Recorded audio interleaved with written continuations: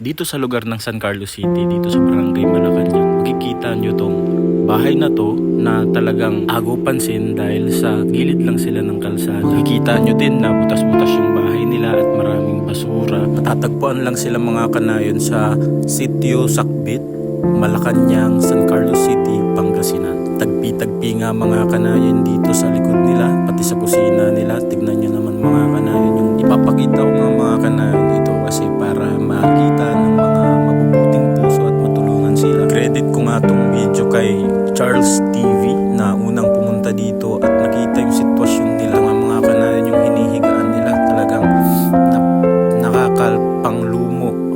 Grabe. So sa mga